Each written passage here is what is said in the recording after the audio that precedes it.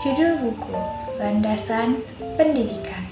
Penulis: Hamzah B. Uno dan Nina Lametang. Penerbit: PT Bumi Aksara. Tanggal terbit buku ini yaitu Desember 2016. Jumlah halamannya sebanyak 208 halaman. ISBN 978 602 217 547. Buku ini merupakan karya yang diciptakan oleh Hamzah B. Uno dan Nina Lametengko pada Desember 2016 yang diterbitkan oleh PT Bumi Aksara. Di buku ini terdapat 280 halaman yang menceritakan tentang dasar-dasar pendidikan yang dibutuhkan oleh calon pendidik.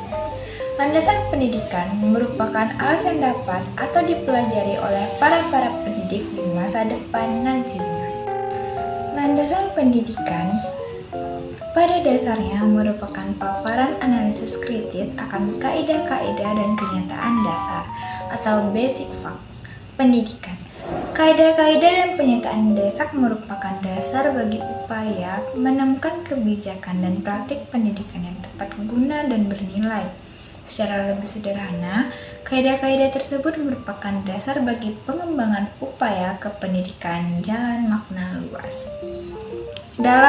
luas.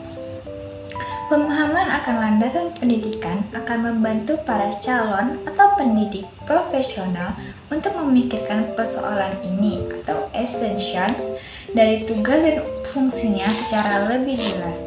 Berbagai persoalan kritis, misalnya bagaimana pengelola energi atau potensi kemampuan partisipasi pendidikan untuk menciptakan situasi belajar yang optimal dengan kurikulum yang bersesuaian dengan murid.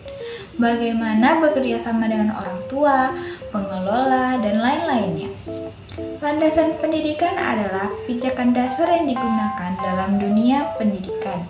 Landasan ini diperlukan untuk memberikan arah yang jelas pada praktik pendidikan. Tanpa landasan, pendidikan dapat berjalan tanpa tujuan yang pasti dan menimbulkan kesenjangan pendidikan.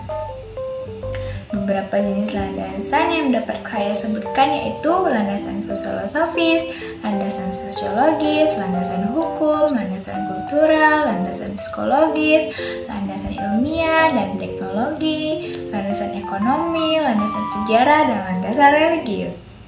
Salah satu contoh landasan pendidikan di Indonesia adalah Undang-Undang Dasar tahun 1945. Landasan pendidikan yang kuat dalam membentuk generasi mendatang yang cerdas dan berkarakter. Sifat dan hakikat manusia. Menurut filsafat pendidikan bahwa manusia adalah makhluk yang berpotensi dan memiliki peluang untuk dididik. Pada dasarnya, pendidikan itu sendiri adalah aktivitas sadar berupa bimbingan bagi menumbuh kembangkan potensi ilahi agar manusia dapat memerankan dirinya selaku pengabdi Allah secara tepat guna dalam kadar yang optimal. Dengan demikian, pendidikan merupakan aktivitas yang bertahap, terprogram, dan berkesinambungan. Hakikat dan sifat manusia merupakan landasan pendidikan yang penting untuk dipahami oleh pendidik. Pemahaman ini akan membantu pendidik dalam merancang dan melaksanakan proses pendidikan seperti menyusun kurikulum, metode, dan evaluasi. Beberapa sifat dan hakikat manusia yang dapat menjadi landasan pendidikan, yaitu yang pertama, manusia adalah makhluk yang memiliki tenaga dalam untuk memenuhi kebutuhannya.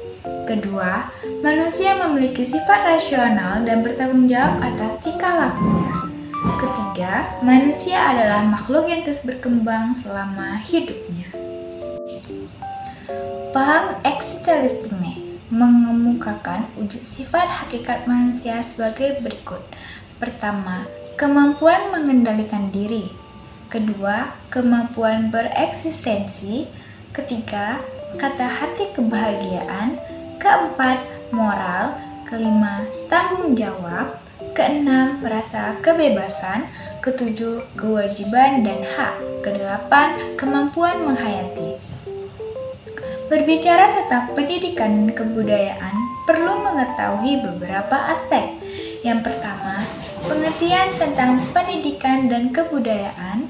Yang kedua, perkembangan pendidikan dan kebudayaan nasional. Ketiga, sekolah sebagai pusat kebudayaan.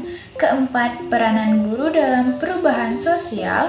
Kelima, peranan guru dalam menciptakan sekolah sebagai pusat kebudayaan. Kelebihan dari buku ini. Buku ini yang pertama mudah dipahami karena kata-katanya bisa kita pahami. Buku ini menyajikan materi dengan bahasa yang dapat diingat, dan buku ini juga menjelaskan tentang apa itu landasan pendidikan. Jadi, buku ini mempunyai kelebihan seperti itu. Lalu ada kelemahan. Yang pertama, buku ini sangat menonton, seperti tidak ada yang gambar, hanya sebagian besar tulisan saja. Kedua, buku ini memiliki kata-kata yang terlalu banyak. Yang ketiga, kurang detail dalam penjelasan. Buku ini sangat cocok bagi pemula yang ingin mengetahui apa itu landasan pendidikan, yang akan mudah atau dapat dipahami karena menjelaskan secara umum dan dapat dipergunakan secara online maupun offline. Penjelasan yang kompleks juga membantu pembaca dalam memahami isi dari buku tersebut. Sekian.